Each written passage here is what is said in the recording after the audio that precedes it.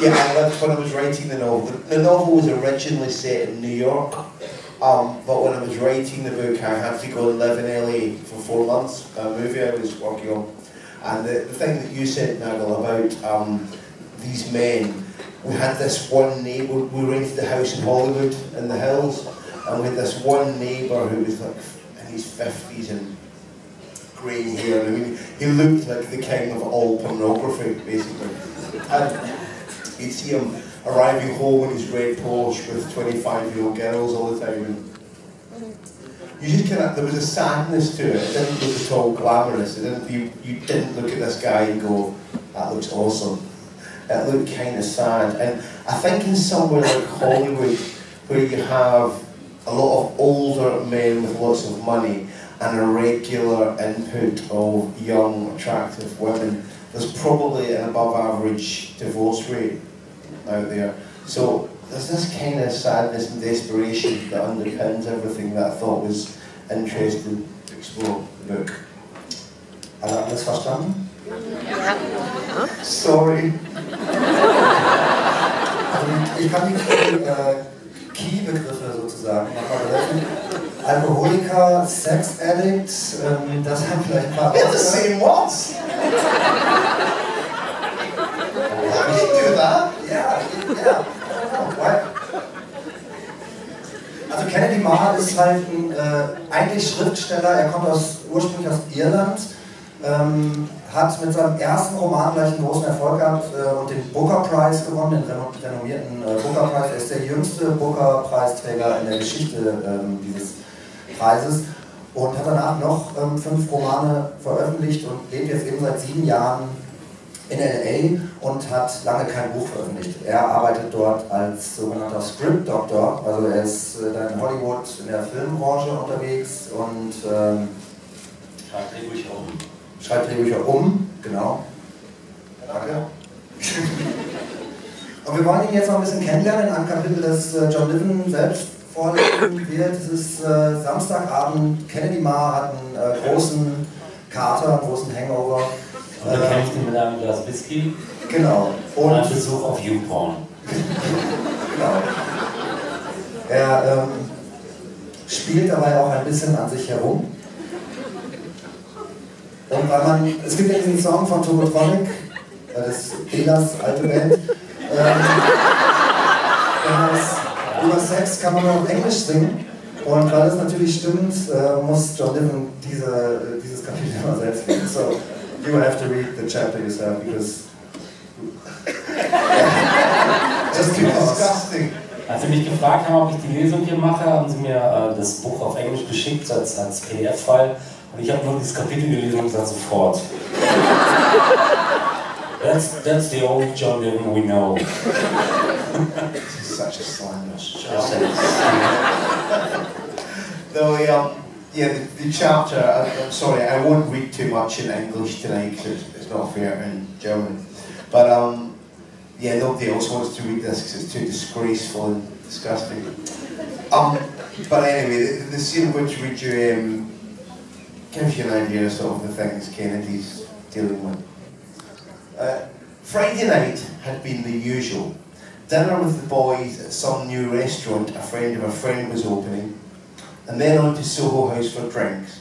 Then home in the early hours of the morning with some actress he'd met, some girl who'd once been in the sitcom. Saturday he'd had a quiet night in. Well, after a fashion.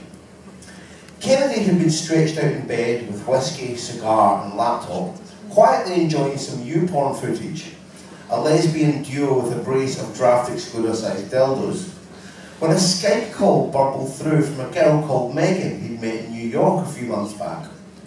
He clicked and accept, and one thing led to another, and pretty soon Megan was providing Kennedy with her own floor show, live from her Brooklyn apartment. He reduced the YouPorn window and was enjoying Megan's work very much. Such determination, the enthusiasm of the amateur versus the slick professionalism going down next to her, when he felt his iPhone buzzing in the bed next to him. A text from Patricia, a red-headed live wire he'd met in San Francisco last year. She was replying to a message he'd sent earlier asking, how's tricks? What are you up to? Her reply took the form of an attached photo. Kennedy's eyes strayed from the laptop to the phone, and he saw that she seemed to be, was that an aubergine? You know the German word for aubergine? Is it aubergine? Yeah. I rule it, German. He started typing an encouraging reply with his thumb. One eye still on Megan, who was now, Jesus Christ, and one hand languidly massaging the front of his boxer shorts. Suddenly, a phone started ringing somewhere. He looked around the room, spilling whiskey, before he realised it was coming from the screen, and Megan was saying, "Hang on, baby, it's my mum, I gotta take this," and walking out of shot. Well, fucking hell. Moving the cursor and re-enlarging the YouPorn window, Kennedy found that at some point in the last few minutes, his lesbians had been joined by a 7-foot-tall ebony quarterback, and the business had reached a happy conclusion. Indeed, it looked like someone had hosed the three of them down with a water cannon directly connected to a main supply of wallpaper paste. How do you say wallpaper paste? Tapetenkleister. Tapetenkleister. It's very funny. I think it's by coincidence, but Kleister is always also a word for cum. I'm winning everything tonight. It's 2 for 1. Mit einem Kleister oder was? Hast du noch nie gesagt? Nee. Wir kommen aus einer Großstadt.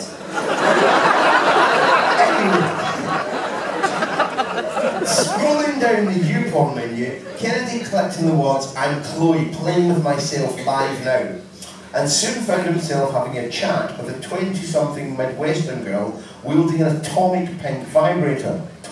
"Hi, Jim," she said, using the name Kennedy had given her. "What do you want me to do?" "Well, just use your best judgment, I think, Chloe." And very soon, she was. Oof. Then his mobile was buzzing again, the FaceTime app, incoming. He clicked on it to discover that Patricia in San Francisco had decided to go live. There she was, mashing 2 heavy breasts together and tugging on her nipples as though she were trying, very urgently, to remove them. While she said, "I want you inside me." Then another voice was saying, "Sorry baby, where were we?" And Kennedy realised Megan was back on Skype. He tapped the volume of the laptop down and shuttled his gaze between Chloe and Megan on the 2 open windows in the laptop and Patricia on the iPhone, looking very much like an air traffic controller working through different screens, trying to head off impending disaster as the converging flight path wrapped up above him.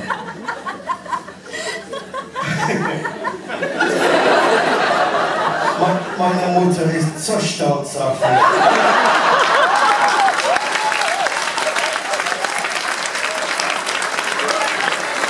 He says, "Johnson, could you cut out the laptop masturbation scene so I can put it above my bed at night to remind myself how proud I am of Kinder." While juggling all of this, Kennedy was also trying to drink and smoke a cigar, clearly giving the lie to the myth about the contemporary male's inability to multitask. Kennedy was multitasking like a surgeon in a busy field hospital who was studying for the bar while talking down a fleet of hijacked 747s. Oh, Jesus Christ, Patricia in San Francisco was moaning. And just how long could an aubergine take that kind of punishment? "I want you to come in my fucking face!" Megan in New York was screaming, one leg hooked over the headboard, the middle and index fingers of her right hand moving like a hummingbird's wings over the tuft of her crotch. "You want this to be your cock, don't you, Jim?" Chloe in fuck knows where was yelling. And who the fuck was Jim, Kennedy wondered. Wearing 2 different headphones in each ear, one giving him Patricia from the iPhone, the other Chloe from the laptop, solved the problem of alerting the girls to each other's presence. But it did mean, as matters advanced on all fronts, Kennedy was increasingly being treated to a deafening stereo barrage of what sounded like the inside of a maternity ward during a fire. Panic, confusion, grunting and screaming.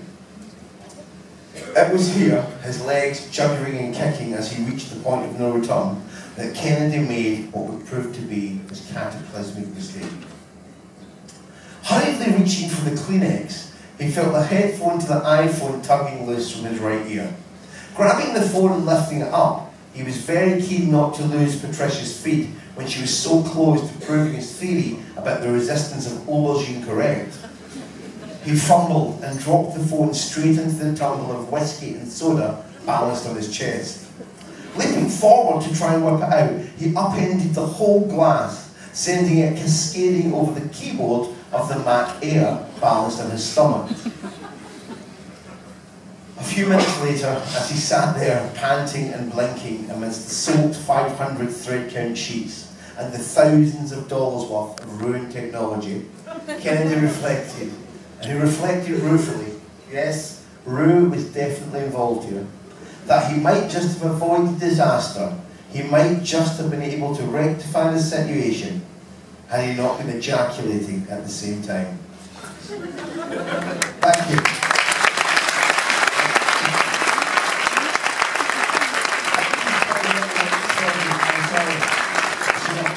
Schöner Satz. That's a nice sentence you just didn't read. In deutschen Buch steht noch, oh Mann, dieses Internet.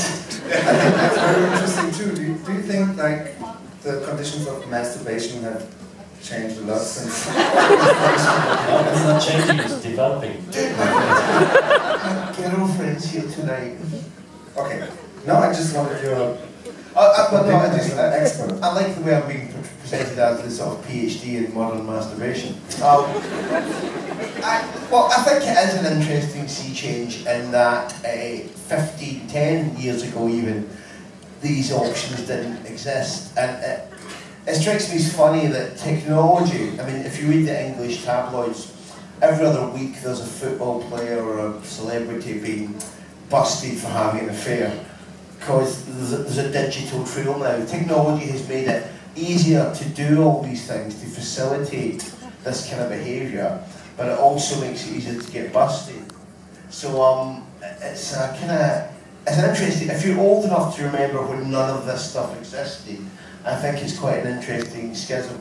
And I just thought that, you know, it would be fun to have a scene where Kennedy sort of walked us through that in a very graphic way. Ja, wir haben jetzt Kennedy Marr kennengelernt. Ganz cool. Eine Seite von ihm kennengelernt, eine sehr wichtige ganz Seite. guter Typ eigentlich. Sehr guter Typ, ja. Kann ich mich mit identifizieren. Ja, wenn man in einer Band gespielt hat, der größte Song Männer sind Schweine. Das ist dein größter Song. Dann machen wir. What? All men are pigs, basically. I think, no, but I really think that it is interesting because reading your books, one could really think that all men are pigs. Or reading, you know?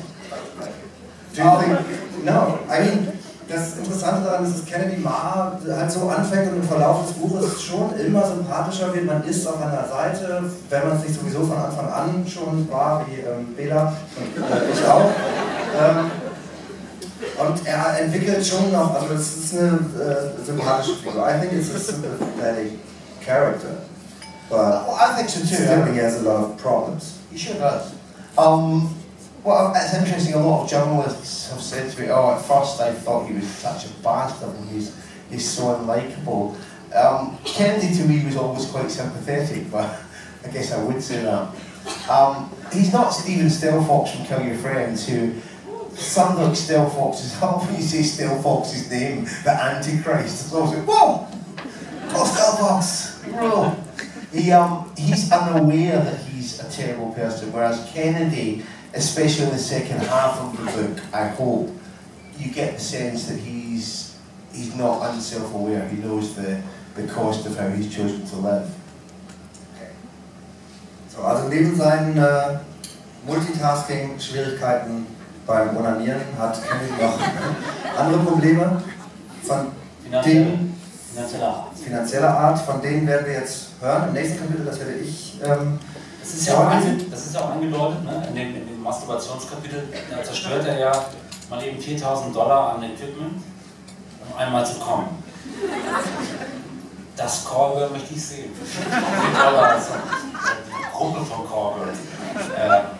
Ja, das ist einer der Gründe, das führt ja quasi dann schon dahin zu dem Kapitel, das du jetzt liest, mein lieber Nagel. Ja, Fragen.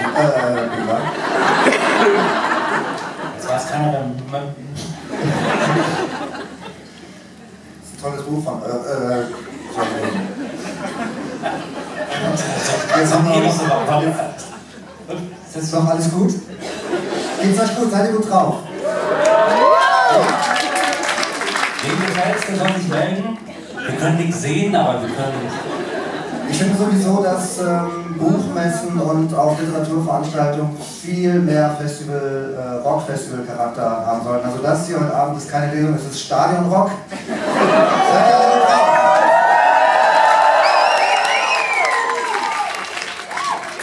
Gut, dann lese ich jetzt endlich mal was über finanzielle Probleme. Springt John in die Menge. That's what I wanted to offer you the whole time. You can stage dive one. Catch me right? I want you to find out how they like your book.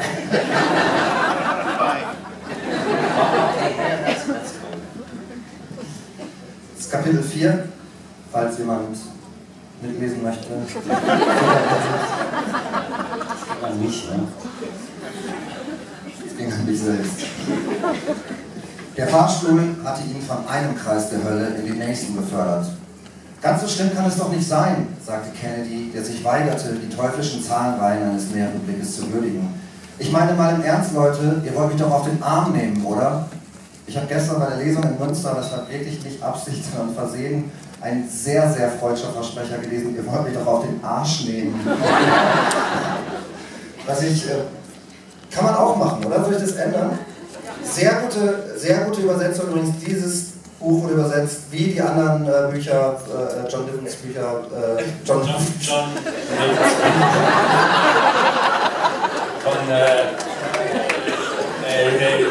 von Stefan Gitsch. Von Stefan Gitsch. Ein Applaus für diese wunderbare Übersetzung.